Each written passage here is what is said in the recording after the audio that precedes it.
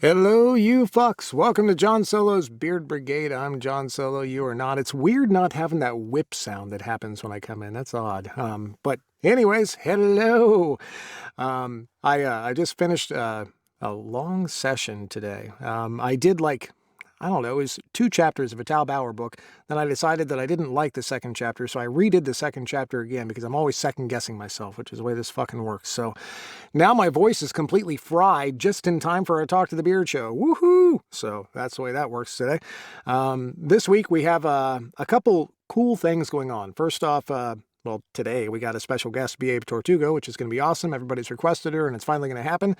Tomorrow we have Victoria Sue coming in for a this is kind of a different deal. It's a story time segment, but we're doing a Mad Lib story time segment, which I have no idea how that's even going to work. I put Tracy in charge of everything. She's the boss here, and thank goodness for her because I never could have put it together. So I'm looking forward to this. But I also can't wait to hear Victoria Sue's British accent while reading her silly books Mad Lib style, which is her books aren't silly. But it's going to be silly when you replace all the words with Mad Lib words. That's going to be great. So we're doing that on Tuesday.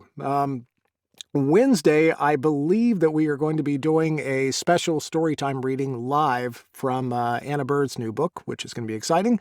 And then Friday again, of course, we have the the Rambling Gremlin episode, which is going to be freaking fantastic too. So busy week for us. I'm working on Tal Bauer's book this week, Never Stay Gone. That thing's been a long time coming and is fantastic. As always, it's freaking Tal Bauer. What can you expect? But that means that I'm like in a weird mood. His books always, I'm scared of them. You ever go into reading a book and you're kind of scared of the pain that you're going to go through? That's what this book is. I'm frightened. But it's all right. I was assured by my wife that no presidents were killed in the making of the book, so hey, that's a good thing. But yeah, anyways, that's what we got going on. I'm excited about this guest today. I was looking this up. I decided to be like a professional, right? So I looked up. I was like, how many books has BA Tortuga written? Goodreads says a shit ton. It actually says right at the top, BA Tortuga, a shit ton of books. She's written the Rough Stock series, the Release series, Love is Blind, Sanctuary, the Lean and End series, Spurs and Saddles, Banished, Stormy Weather, Road Trip, Border Crossing, Turquoise, New Mexico, Recovery, Radio in the Road, Rock and Dub. Jesus fucking Christ. There's a lot of books, all right? That's a lot of books. Those are a lot of series coming up. So we're going to talk about a few of them. Without any more from me, even though, of course, I'm still going to be here and I'm going to talk, I give you B.A. Tortuga. Hello, B.A. Woohoo! Jesus, Hey, calm darling, down. how are you? I'm fantastic. It's good to see you again. I haven't seen you face to face since GRL. So, I how's all the know. things? How's the puppies? How's the wife? Everything All good? the things are good. The wife is fabulous as always. Christmas is up. The puppies aren't puppies anymore. Thank God for small favors. And and things are good. We're just tootling along as one does. I noticed you definitely have the Christmas tree. No, we have not done the Christmas tree yet. Is that a joint effort? You and Jody all put it together. The dogs help, I'm sure. You all do that. It's like is there Well, a custom? we have Julie and I have we used to have 20 Christmas trees, and then this year we sat and we talked about it and we said, look, rather than doing 20 little trees, we'll go buy 2 big trees, and then we have 2 medium trees, and that will get the ornaments, and then we have a bunch of like ornament hanger things. Because really what we have is a ton of ornaments. And so, yeah, we Christmas a lot. A lot. It took us a week. That's a lot. Do you get It snow is. there? I know that certain parts of New Mexico you do and certain parts you don't. Do you get snow in that part? Every now and again, I mean, a couple times a year, some years more than others. This year, probably not. But the nice thing about here, because we're as high as Denver, but as soon as the sun hits the ground, the snow goes away. Because I have a rule. I told her when we moved, I will not live anywhere where the snow is on the ground long enough to get dirty. Also, I do not clean because I grew up in a universe wherein when there was ice on the window, you threw hot water on the car, and that was that. And apparently that is not good. I've been informed I am not allowed to do that to her car. Yeah, don't do But that. so I don't clean, I don't scrape windows, and whoops, there goes an ear. And I don't live anywhere where the snow can stay on the ground that long because that's way too much snow for this Texan.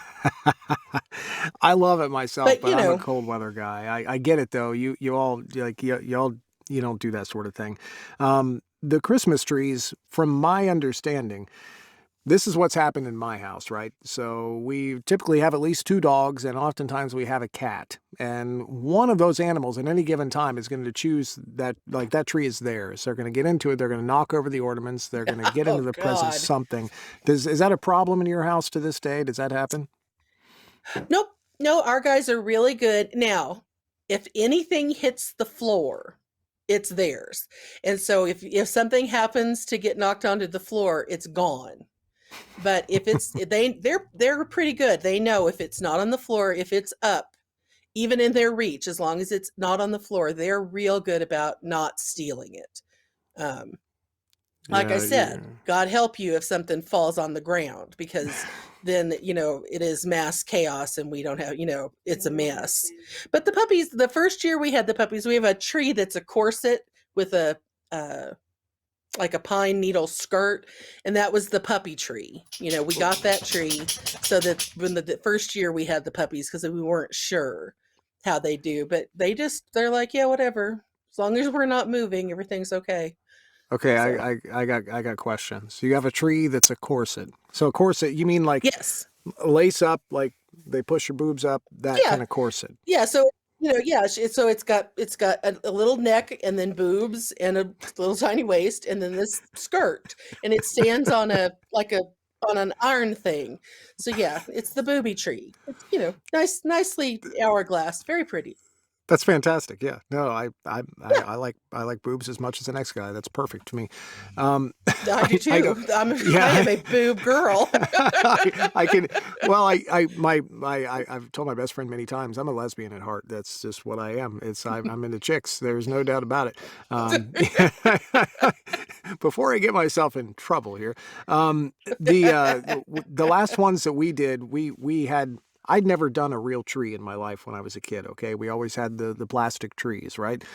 My wife, apparently, Right. they had this tradition where they would go and they would cut down a live tree every year and they would bring it back on top of the car and they would put it in and the ornaments and all that. I'd never done it until my early 20s. And so my wife and I would go out and we would cut down this tree every year.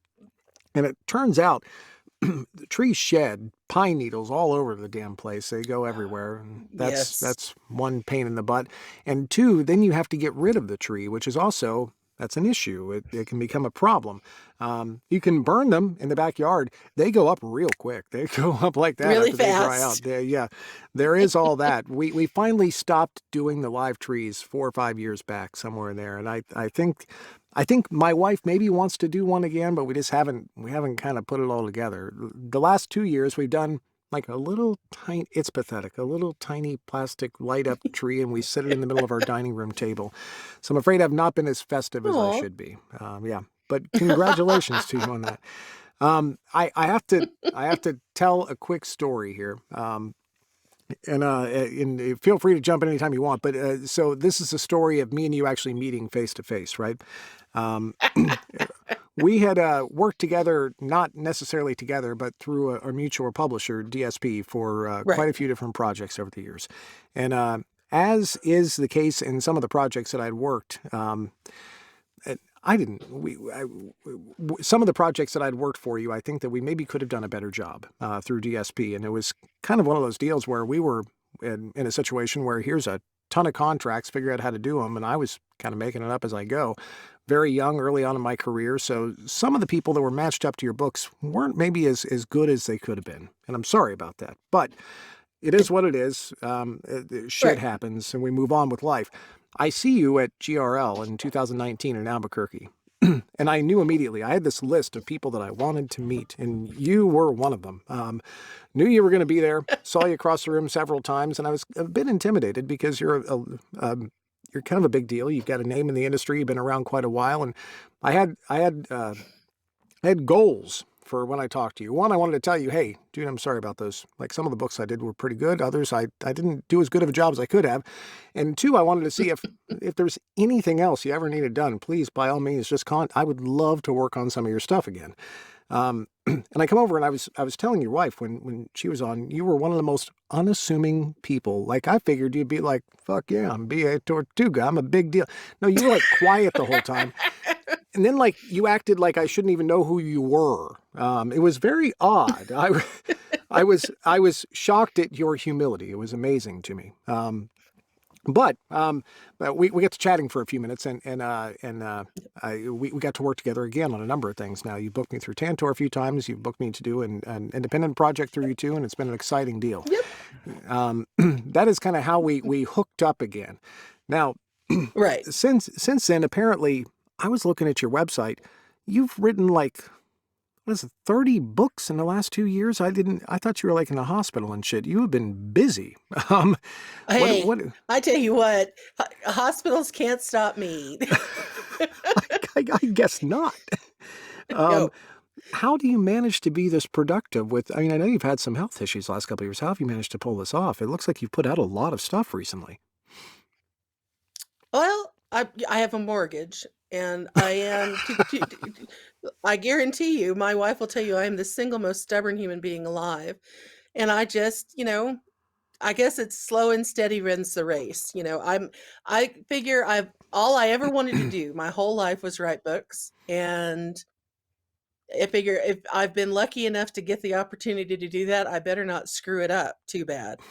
You know, I'll have to answer somebody at the end. So, I just keep working. My earphones keep falling out of my ears. I have little bitty weird ears, and they keep going ploop ploop. It's like I feel like I'm shedding. So if I'm going like this the whole time, it's not because I'm trying to screw my brain back in.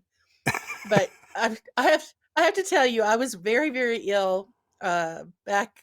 Well, I've been very ill, but I was very very extremely ill, and I was laying on the couch, and I'm sitting there, and I had been napping, and I opened my eyes, and there was a woman standing beside me, and she said, "Well, are you ready?" And I said, "What?" And she said, "Are you ready? I'm here." And I said, "No, I'm busy. I have things to do." And she said, "Well, then you have to get up and wake up. You have to wake up right now." And I opened my eyes and I kicked the wife and I said, "Honey, you have to call 911 right now."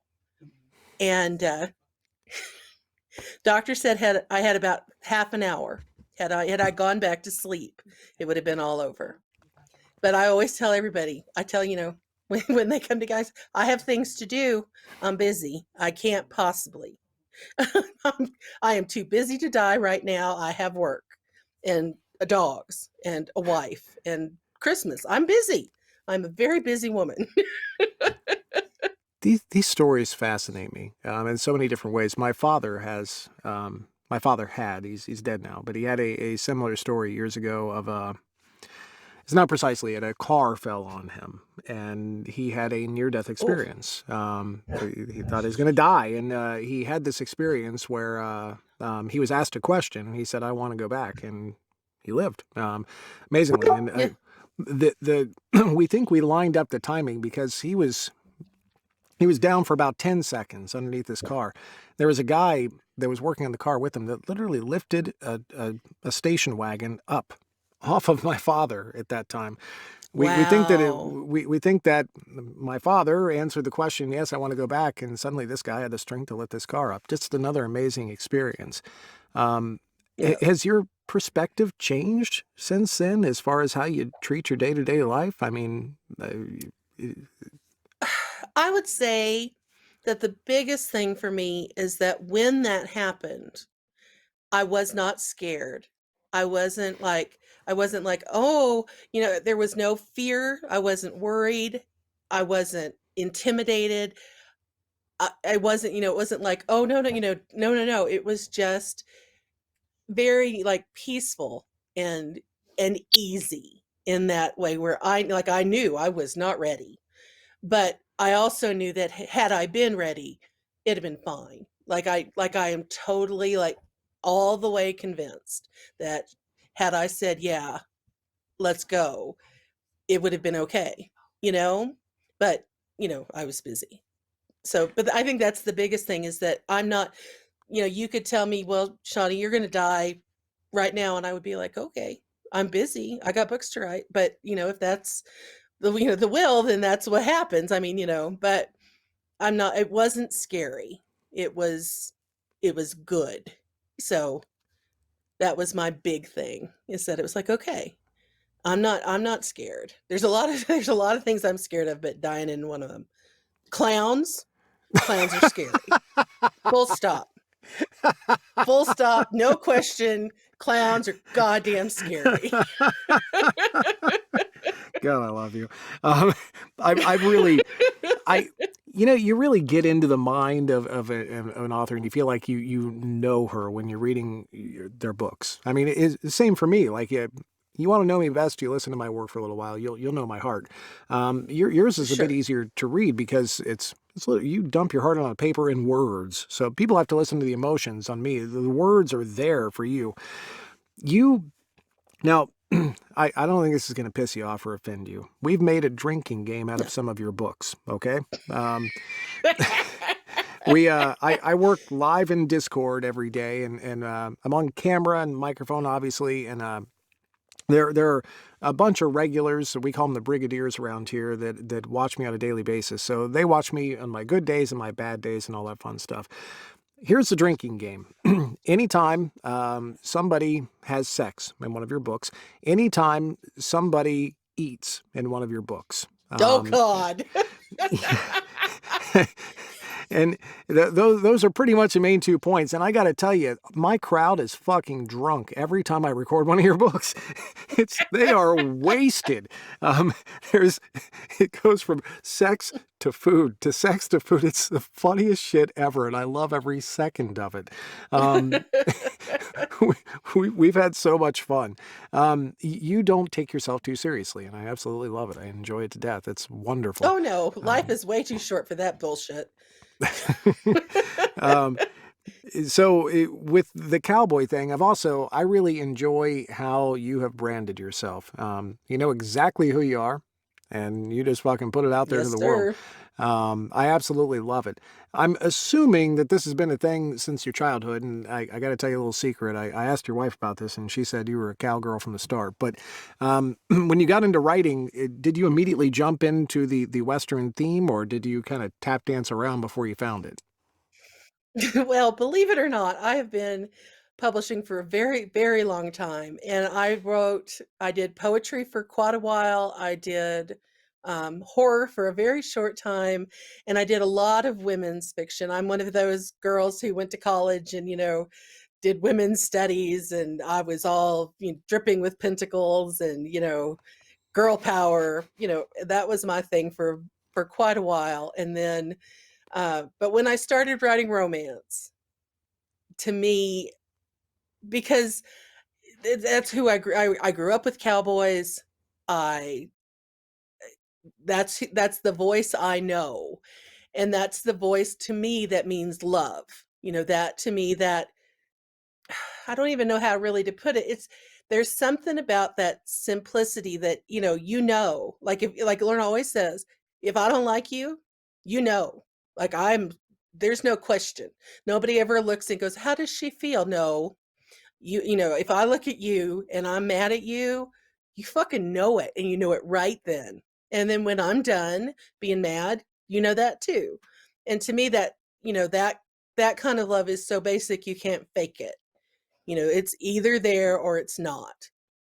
And I get a lot of times I think people find it really simple, like because but that is who I am. I love you or I don't. I'm your friend or I'm not. I'm pissed off or I'm okay. I'm not super complicated. And to me that is, I feel that those kind of situations, that those kind of people deserve a voice too. And I'm super super committed to that idea that someday gay people, lesbian people, the whole rainbow of people can find a place in that culture because that is my culture and I love it. but it doesn't love me so much, right? And so that's one of the reasons I write lots of cowboys with families, is because I want there to be a place for them, and to, and to believe, you figure if you say it enough, it becomes truth. And if I keep saying over and over again, there's a place for us, there's a place, there is a place, and this is going to be real one day, maybe it'll happen. Maybe I'm just an idiot. 6 of one, half a dozen of the other. Oh, I enjoy you. Um, how did I ask this of all my guests, and I always enjoy the answers, and I realize it's such a packed question, right? So I'm not trying to be cliche or anything else, but dude, you're a fucking lesbian. How did you start writing gay cowboys? How did that happen? Uh, Weirdly enough, um, it was my wife and my best friend Sean Michael were writing, and so I was playing around with them, and then we started a publishing company because they couldn't get their, at the time, 2003, we started a publishing company, and you couldn't publish gay romance anywhere. And so I said, "Well, I know how to do. I know how to do graphics. I know how to put the books together. I know how to do that stuff." And my wife said, "Well, I can do, the bookkeeping. I can do this part. I can do that part." And so we started the publishing company, and then we found out we needed books, like more books than just the two. So I started writing. Right? I'm like, okay, I can do this. I've been editing it and proofing it. I can do it. And so I started writing, and then it just became, I mean, at the very beginning I was writing, traditional romance and lesbian romance and menage. I mean, I was writing all the things. And this just happened to be there was a community there, and here I came, do. And so that's how it happened. You've been a gift to the community. I felt like I didn't know this community at all until 2018, 2019. I wasn't on social media Right. or any of this stuff. I worked through DSP and I worked in a bubble. I was here. I didn't talk to any of the authors. It was just me right here working, and I had my actors that worked for me at the time. When I started to become a part of the community, and especially that 2019 GRL that I met you at, that was like my Hmm. first outing. It was John Solo comes out. That was me right there. And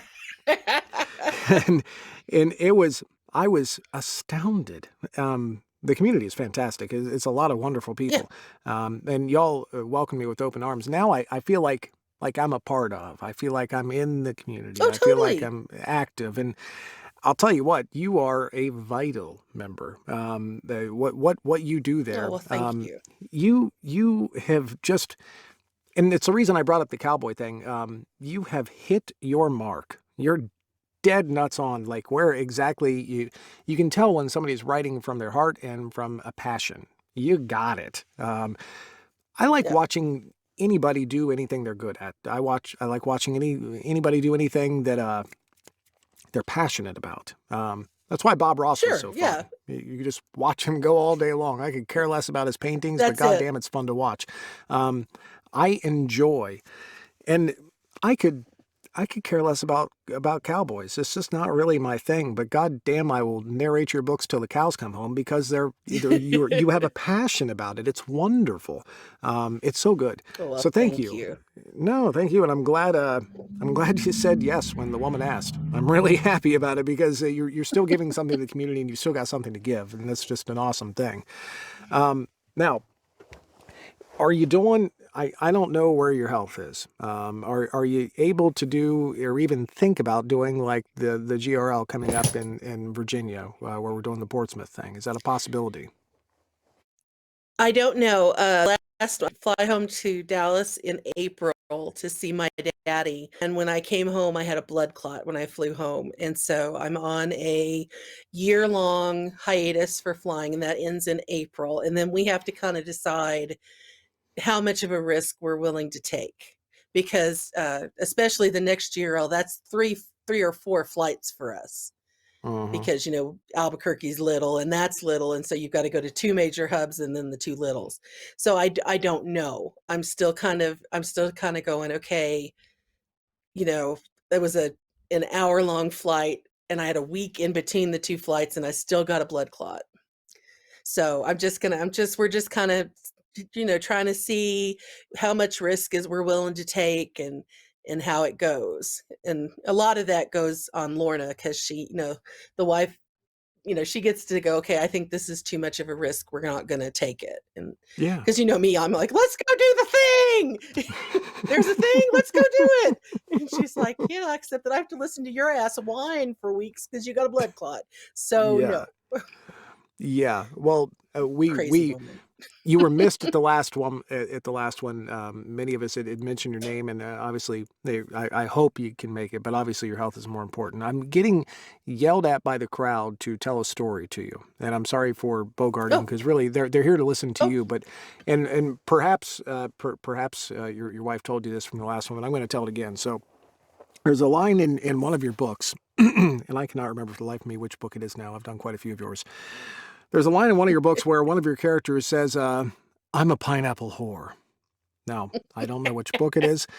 And that voice in and of itself it lends itself to this character. So anyways, the crowd's already drunk when I perform this particular line, and they start cracking up laughing because we're probably, 4 or 5 sex scenes and 5 or 6 dinners in. But they crack up laughing at this pineapple whore line. So it becomes a thing. So one day later on streaming, we're trying to decide what business cards to get me for GRL and what I should say on my business cards. And we decide that it should say John Solo. I'm kind of a big deal, which that's me, of course. And then we're listing out all my attributes. And one of them is I can pick up heavy stuff. That's one of my attributes. There you go. And on the other side, you flip it over, and they decide that it should have a picture of a pineapple, and it should just say, I'm a pineapple whore on it. And this is my business card that I'm now going to take to GRL. There's no contact information. Nothing. Just says, John Solo, I'm kind of a big deal. I can pick up heavy stuff. I'm a pineapple whore. Then on the bottom, in lieu of contact information, it actually says, if you have to look me up, you can't afford me. That's my business card. So we think it's hilarious. My friend prints them up and sends them to me for my birthday last year. I think it's the best thing ever. It's not until a few weeks before GRL that I realize that pineapples are actually a swinger thing. Apparently swingers give out little pineapple things. It means you're a fucking swinger. I did not know this. I also did not know this. Well, now you know. So I'm walking around GRL giving out a little card that says I'm a pineapple whore. And which did not. And it's so all BA Tortuga's fault. So now I've got it attached to my emails and everything because I think it's fucking hilarious. When I send emails off, it says, perfect. John Solo, I'm a pineapple whore. Then under that, it says, not like that. So thank you so much for, you have influenced me in more ways than you could possibly know. Well, see, now that makes perfect sense because, I'm the girl who was on Twitter for 18 months before I realized that you could answer people, that people could talk to you. I had no idea. And at some point, the wife says, honey, are you going to answer that, bloody blah? And I was like, what are you talking about? And she was like, people are talking to you. And I was like, they can't talk to you. This is Twitter. You just say stuff and then it goes. No, that's not how it works. I also did not know that people could send you messages in Facebook and they were hidden. That took me a long time. And I was like, that's not fair. There should be something that says, dude, you have a hidden message so that I don't. Dear idiot, we know you're old and a little crusty. So here, let me help. Something. Yeah, doesn't have to be big. Yeah, well, welcome to my life. I do that quite a bit. What are you? I know you got a lot of stuff and a lot of irons in the fire, but what are you working on right now? Right now I just finished a book on Friday that's still doesn't have a title, and by the time that I con you into narrating it for me, I probably still won't have a title. But that's cowboys that end up with infant triplets, and it's a sweet, dear little story. It'll come out middle of next year, and I just started two stories, two novels today. I started one that's kind of a, it's a ranch cowboy and a rodeo cowboy, and there's drug problems, and there's problems, but it will all work out in the end. I have faith.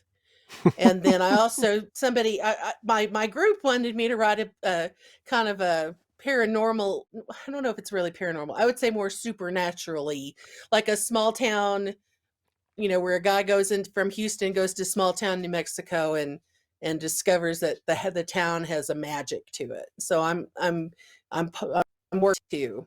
But and then next week I have a book coming out. Yay! It's the end of the Leaning In series. I've been with those guys for 6 years, and Is that? I'm every pretty year I put out a sure book. we did some of those back in the day through Dream Spinner. Two I of need them to. have been done. Yeah. Yeah, I need to rework those. I think Yeah. I may have Yeah. done one of them if I remember correctly, and then a new guy did another, and it kind of sucked. So I think maybe we need to rework Well, we that in need to some talk time. about maybe doing the whole, because the last book in the series, and it's super sweet for me because, like I said, 6 years, because I did one a year, these guys. And when the series started out, there's the one of the couples that's in all of the books. Hmm.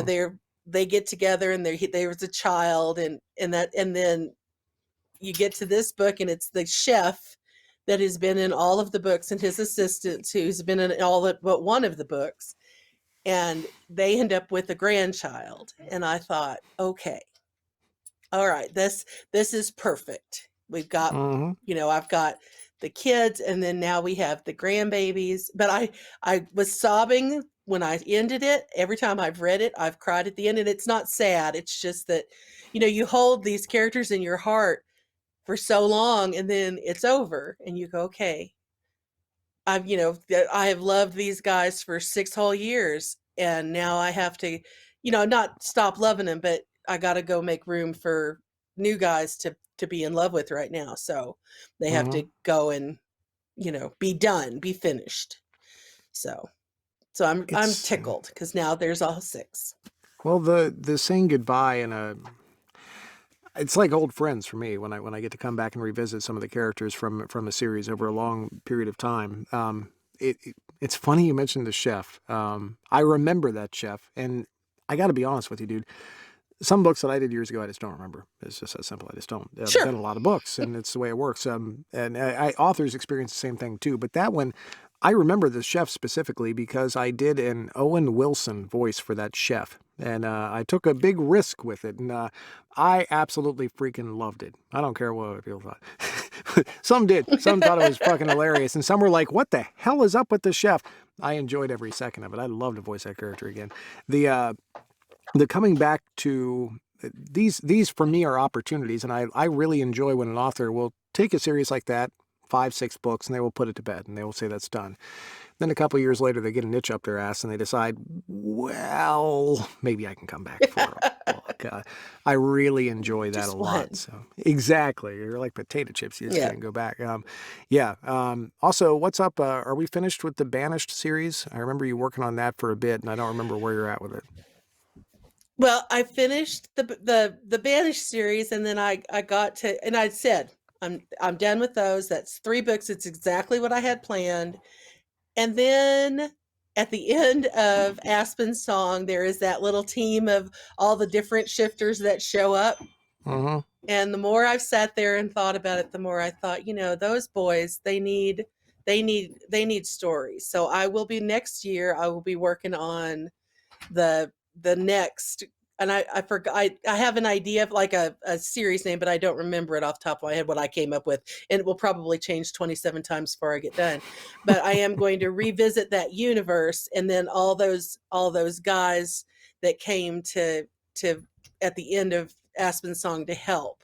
Mm-hmm. I'm going to work on them and give them, so there'll be another 3-book series with those guys. The crowd is now screaming more food Tacos. and sex, more food and sex.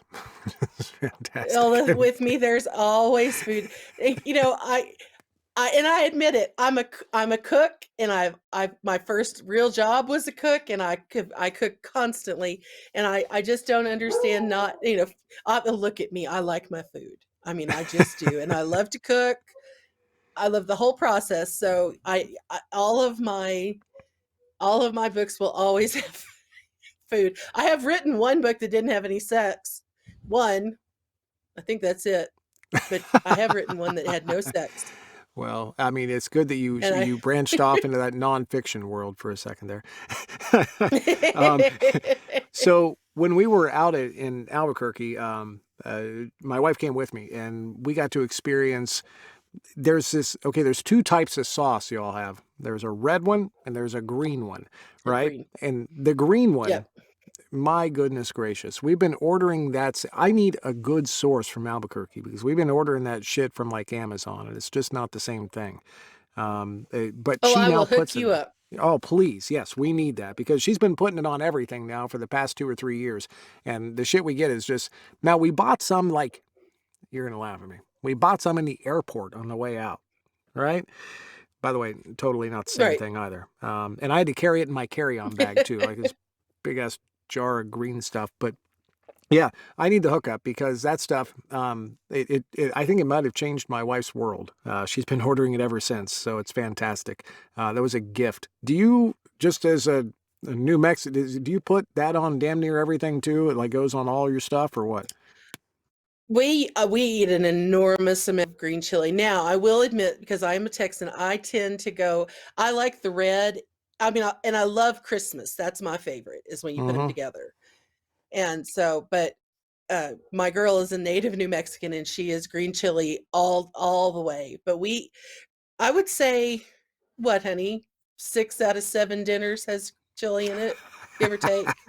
I mean, we eat, it's like, when they say, oh, we're going to have Mexican food. And we go, you mean just food? Food? No problem. In fact, we had taco salads with green chili on it yesterday. And today we're going to have pumpkin soup with green chili in it for dinner. So yeah, we eat a Yeah, lot of chilies. well, you can't get it. If you go into a place in New Mexico, our experience was you go into any restaurant anywhere and like every dish has fucking green or red. They ask you with every dish. It's like if Yep. you want Yes. ketchup, it's like green. And it's not if you want it, it's green or red. That's the question. It's not do you want it, it's green or Yeah. red. That's the question. Yeah. So we've done 40 minutes. And you have been fan fucking tastic. Thank you for doing this. I'm gonna ask a favor tomorrow at some point because I always miss questions because I'm busy staring at you and talking and that sort of thing. If you could jump in tomorrow at some point and look and see if I missed any questions in the comments and answer them, that'd be wonderful. And Oh, uh, absolutely.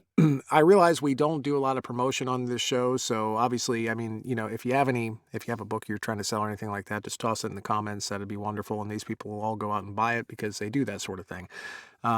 Finally, if there is anything else at all, if you do want to come in and do like a story time promotion, if you're putting out a book, or if you want to come back on Talk to the Beard, or obviously if your lovely wife wants to come back on.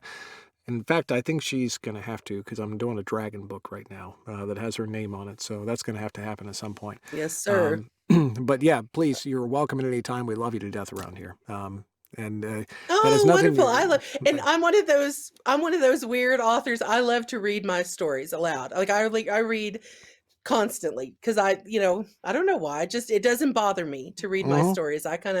So anytime you want me to come on and read something, I would happily come on and tell y'all a story. That's my thing. That's what I do. Well, you're kind of like me. Then you're probably I'm a pineapple whore. I can't get enough of that. Hey, my neighbor, my neighbors, she knew I was making soup, and I asked her if she wanted soup. She goes, I made you pineapple. I was like, yes, I'm a pineapple whore. I tell her that all the time. She'll want something, and she'll go, can you come do? Okay, can I have time for like a quick Yeah, good story? dude. You're fine. You're fine. Go Okay, ahead. okay. So when we first moved in, they my neighbors he is Lebanese and she is Mexican and Irish, and they're very, very conservative, and they didn't quite know what to do when we moved in, and we were not. And so at some point we had exchanged phone numbers just because we're neighbors and in case of emergency, and I get this text, and she's like, I'm having an emergency, I need you right now. And I said, okay. So I run over there, and she's like, there's a spider in the bedroom. A So I said, okay, spotter. I've got this. So a spotter. So I go and I get Wait, my, wait, wait, wait, wait. my whacker. You're saying a spider is what you're saying. God, I love your accent. Yeah, You're even worse than me because I have a southern accent, but yours is even worse than mine. You're saying a spotter is what you're saying. Okay, I got it. Sorry, go spotter. ahead. Yeah, SPIDER.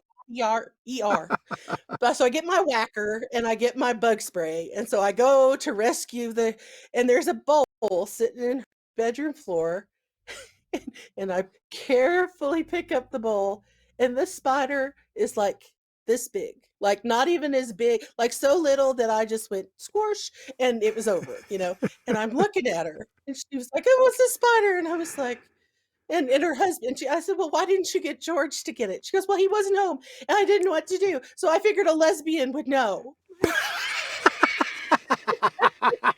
I was like, "Totally. You need a spot, you need me to turn turn a knob or hammer a nail, just give me a holler. Did you If the husband isn't around, the lesbians can do it." did you put on your flannel Mm. shirt before you went? I mean, I'm just checking. I had one on. I shit you not. I was wearing flannel at the time. I shit you not. I was sitting there going, and I I believe. had on Crocs. And I'm going, dude, look at me. I have Oh. earned my stripes. You're allowed in the lodge for another year for free. I am. I That's am. I was like, dude, look at me. I rock. that is so fantastic. Oh. Dude, somebody said you need a flannel cape now. Oh, I might have to Yeah, make me one. I Christmas could wear time. it all over. That's right. Put some gold lame on the inside. It would rock. I would totally rock that look. You would. Thank you so much. Have fun. Wave bye to the Thank you, camera for darling. me. Yep. See you soon.